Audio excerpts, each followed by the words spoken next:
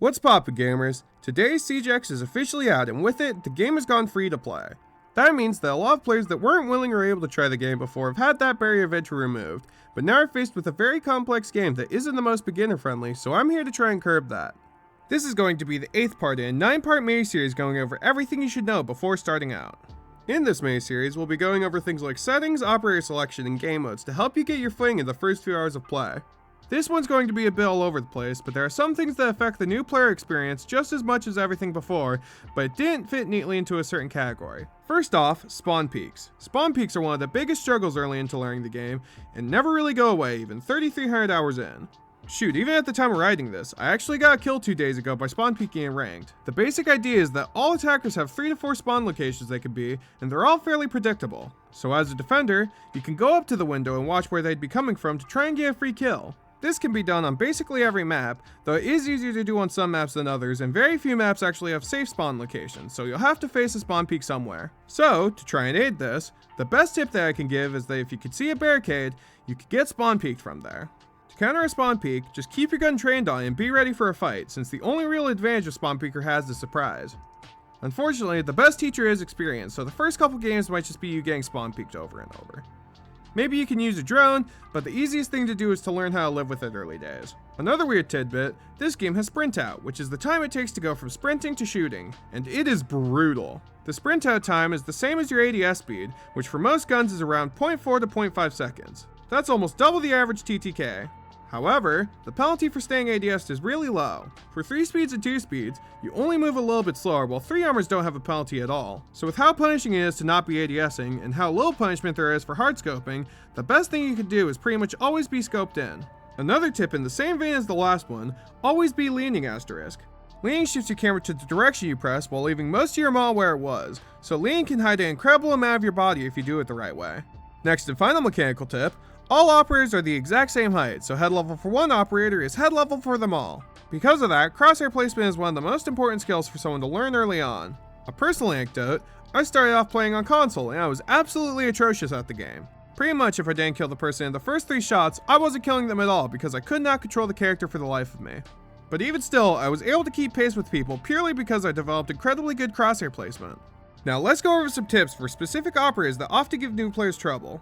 Fuze is probably the biggest culprit in terrorizing new players, and that's because he brings a lot of lethal force in a fairly short amount of time. He does, however, have a bunch of counters that reduce his power level to a point he's actually seen as weak in higher levels of play. First, and probably the most damning, he is loud.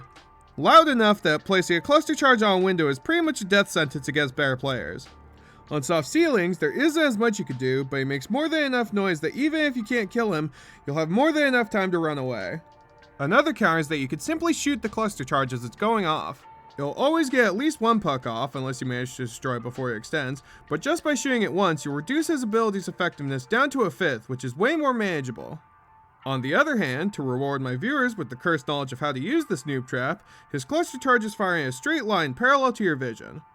He will fire his first to your right and his fifth to your left. That means wherever you want your puck to go, just put your gun over it before placing your cluster charge. Get good at it and you'll be able to cut bomb sites in half. Now, we'll talk about Caveira.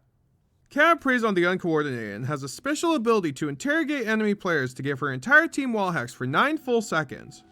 This ability is incredibly strong, but Cav is incredibly vulnerable while performing it, so the easiest way to counter her is one simple thing, a buddy. You don't necessarily have to be queued with them, but if you keep getting surprised by Caveiras that seemingly pop out of nowhere, it might just be best to follow a teammate around the rest of the game. This is a team-based game after all. And the last part of this section is about the new Destructible map ingredients. Now full disclosure, I'm writing this in May, so I've never actually used the system before, but I've seen a decent bit of gameplay and it's realistically pretty similar to other mechanics that are already in the game. So Destructible map ingredients are these red fire extinguishers or gas pipes dotted around the map and have their own hitboxes. When shot, they have a variety of different effects. For example, when a fire extinguisher is shot, it will explode into a makeshift smoke grenade, and if popped close enough to a player, it will concuss them for a short period of time. For the gas pipes, one shot will allow a flame stream that damages players and subsequent shots will increase the intensity of it. After it's gone on for long enough, affected by the intensity of the flame, it will explode and set fire to the surrounding area for a short period of time, similar to the operator Goyo, though it doesn't last nearly as long. And the very last and final thing I forgot to write about, metal detectors can be disabled with an EMP gadget or destroyed with an explosive. If neither of these things are done, they will ring out whenever a player walks through them, alerting nearby enemies. And that's about everything I can think of that isn't at the very least being changed with the new season. I hope this helps with some of the more annoying early game traps and helps you get better quicker. And once again, if you found this video helpful, leave a like. If you have any questions on something that I didn't go over in this video, leave a comment and I'll make sure to answer it. And if you're interested in the other videos in this miniseries, subscribe. The next video is the last in this miniseries, and it's about Rainbow Six Sea Jacket, so stay tuned for that. Because it'll be the last video, it's also going to be the only one tomorrow, and to be honest, this is probably the last day I'm ever going to upload 2 videos in a day, since this whole series took me over a month to make. But anyways, I'll stop yapping. Catch you in the next one. Peace.